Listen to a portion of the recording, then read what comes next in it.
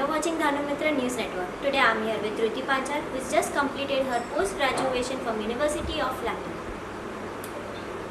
Thank you so much for having me.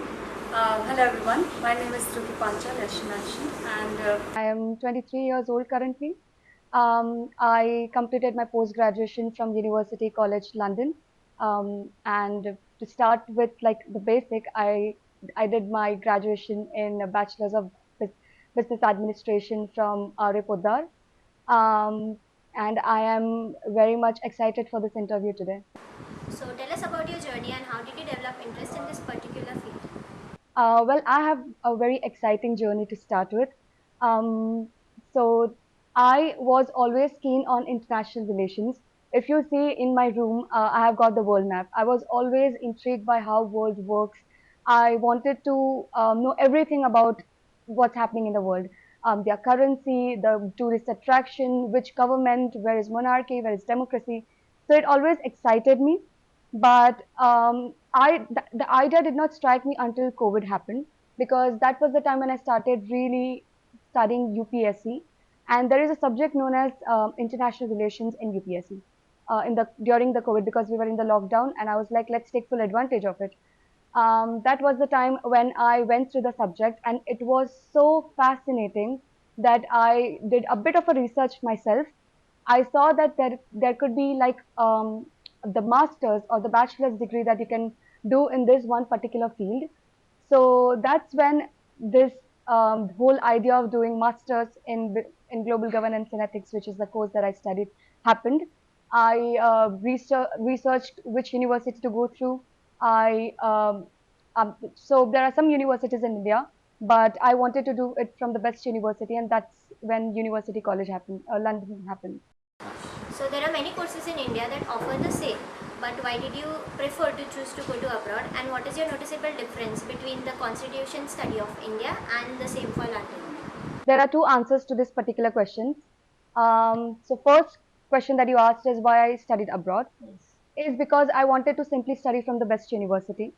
There are few universities in India which provide similar course, and they are great. One is from JNU, which is world-renowned university, hands down.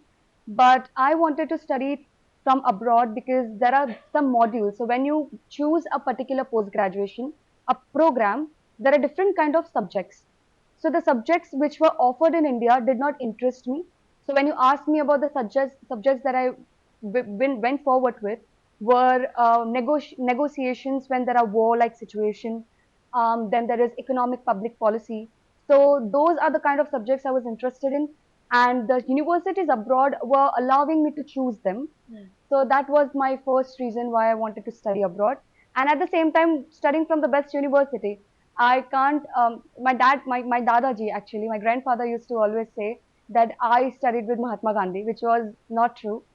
So I wanted to show him that while I can't study with Mahatma Gandhi, but I can study where Mahatma Gandhi studied. So UCL is a place where Mahatma Gandhi and Rabindranath Tagore graduated from. So it was just one part is that why I studied abroad and what difference did I find. So the educational difference between two countries is really huge. In India, we do consider theoretical knowledge really important, but when we go abroad, they make sure that we are practically applying what we studied. So when I talk about like the exams in India, the exams are in sort of writing papers and they'll ask questions that we studied in theory.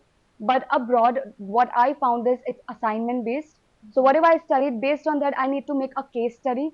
So I think that that provide me better understanding of the theory, how it works in the practical sense. So there is a bit of a difference when it comes to education in India and UK. Um, I think we have got a bit long way to go to reach there. Um, but at the same time, I don't really know how masters work in India because I've never graduated. I mean, I've never studied masters in India. But yeah, that is a major difference that I noticed. Yeah. So my other question was, we wanted to know more about your field and how did it educate you, particularly in the field. Sure. So I had 1 year of rigorous studying and assignments to do, like sleepless nights, and it took a lot out of me because it is 1 year of masters in UK. So I studied masters in global governance and ethics.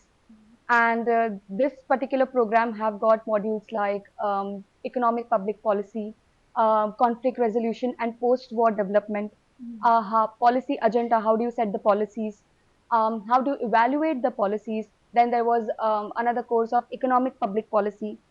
Then I studied global governance, which is how is the world or the countries follow the order on the global level and what are the obstacles to do so.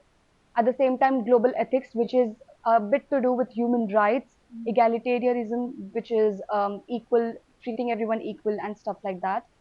So it was really interesting because all these modules were amazing, but at the same time, I came across a lot of studying to do. When I used to study these modules, I used to go through numerous case studies from Africa to America to start with, and from Canada to Philippines or Myanmar or Dubai or Australia, every country. I had to go through their government. I had to go what problems are being faced when it comes to a people, and it was quite exciting, challenging, but I have learned a lot, which I think now I can contribute and give back to the world. Okay. So there are many students in India that are willing to study abroad. So tell us a student struggle that a particular student has to face when they go to abroad. For example, working jobs, managing your studies side by side along with working jobs. So can you elaborate on that? Sure, sure. So yeah, most of the international students, specifically Indians, they do a part-time job. I myself was doing a part-time job when I was studying.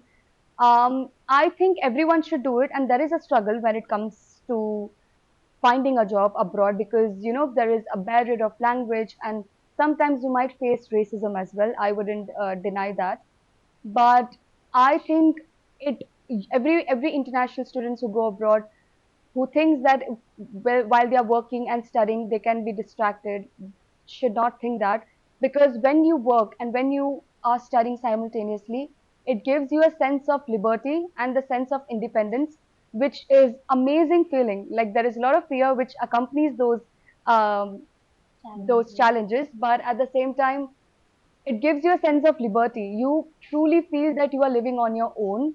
And when you survive those particular phases of life, then you can survive any phases in the life. I keep saying my dad that now you put me in any country, I will be good to go, because it becomes easy Yeah. to be on your own. As you said, there's racism. Yeah. So what are some stereotypical beliefs that you came across while studying in London? Well, the two questions which I have been asked all the time, from by the people, not by the English people to start with, but people from different parts of the country, was first question: how can you speak such good English? And I keep saying them thousands and thousands of times that India, the official formal language of India is English. Our education is in English since we are in kindergarten to start with. So definitely we speak good English. To start with, so that is the one stereotype that I have come across. Another stereotype is, you are so fair. How could you be Indian? Hmm. So that is the other question they ask me, and I keep saying them that India is one of the most diversified country. You find all kind of people. So they think that Indians can't speak English, which is absolutely not true. And other is, how can I be fair and Indian at the same time? One another interesting question that I had to ask you was when you went to London, there were many cultures you came across. So how did that increase your cultural value and your background that you're coming from India? How did it increase its value? Honestly, when you go abroad and when you see the life there, you develop a sense of respect for India. I wouldn't, I genuinely, like, India have the most diversified cultures, Yes. like from Rajasthan to Kashmir to Assam to Kanyakumari. We have got culture everywhere. We have got traditions everywhere. We have got different kind of festivals.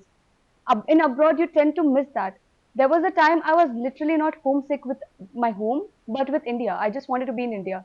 Mhm. So definitely there is a bit of a difference. And to talk about culture abroad, they celebrate Thanksgiving, Christmas a lot. But otherwise, we are people who wants to celebrate Holi, and we want to celebrate Diwali, and at the same time, we want to celebrate Eid as well, Yes. because of the place we are born and brought up at. So that was one different thing that I've noticed. Other than that, When you ask me about India on the international level, with regards to culture, people are very much fascinated about India. They want to know a lot about India. Like in abroad, I have come across various people from different parts of the world, from Myanmar, from Dubai, from Singapore, from America, from Canada, from Greece, from Portugal. They used to ask me this question: what are your views on Modi? And what do you Indian people eat? And is it hot there? They want to know about more about India Yeah, and its history and and culture. its history and its culture. They find it very rich, but at the same time, people want to visit. People, so there is a huge scope of tourist I want to industry in explore. India. Yeah, they want to explore. So they are interested about our government as well, which is a huge thing, I think. Okay. So, since you've studied about the political thing, so you might have your own views about the relation of India with Pakistan, about your relation with India and China. So, what are your views about that? Right. I did my thesis of masters in like majoring in India, China, and Pakistan. Mhm. So I had spent a huge amount of my time studying books and going through bibliographies and podcasts and Twitter and stuff like that to, for that was the requirement of my thesis and hypothesis to be justified. So I came across many interesting facts. So I'll tell you what I studied. Um, my views on India and China is like there is a very deep thought in that. Like um, one thing that I've noticed while I was going through those books was that there are a lot of misunderstanding between India and China relations between the governments of India and China. Mhm. When I read the confidential letters which were wrote to the prime the authority in China, and the authority of the China wrote to Jawaharlal Nehru, or probably during that time when there was a conflict, you find out that there were a lot of misunderstandings, things were not spoken enough. So that was one thing that I found out. Other than that, India-China relation is something which we are not gonna lose like quite soon. It's gonna go for a while. Okay. India-Pakistan relation for that matter as well. I have problem with China and Pakistan being together to manipulate India's techniques in the world. Mhm. Like India is doing great on the international level, as per my studies and what I have known.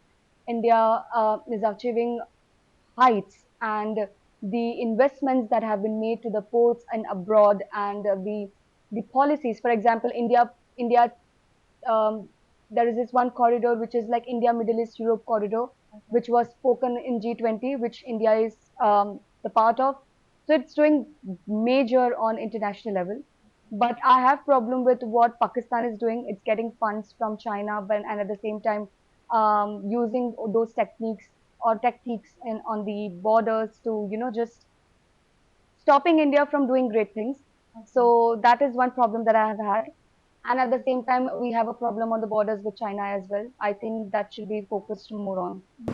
What are the basic requirements of a student that they need to prepare themselves for? For example, studying abroad, their emotions to their house, and working side by side as well as handling their studies. What they have to prepare themselves mentally for while boarding the planes. First thing they need to be prepared for is like mentally preparing to go abroad, because if you're emotionally attached to your home, to your family, it becomes very difficult to go abroad. I had panic attack myself when I was going. So you need to be mentally prepared that if you are willing to leave your home, to leave your comfort space and go out, and I think it's best thing. Living your comfort space is really important if you want to achieve great heights. So one thing that for sure is being mentally prepared that you have to leave your home, and at the same time being independent, doing house chores by yourself, because that's important. Yeah. And what are your achievements? My achievement so far, well, my achievement so far is because of my parents, my family, my dad and my mom have always been there. Because of them, I was able to achieve what I did, and I am today where I am. So appreciation to them. But at the same time, I have achieved the sense of respect, the sense of independence, and my own voice in the world. That is my biggest achievement. Other than that, achievements that I get like awards and certificates, that's not quite worthy of what you feel about yourself. So the respect and independence in the world. Thank you for having me today. And I had great time sharing my own opinions of how to live abroad, how the life is there, and my own opinions. Thank you, Arya. It was amazing and really happy to have you here. So thank you, Dhanamitra News Network, for watching us, and stay tuned for more updates and more such videos. Thank you.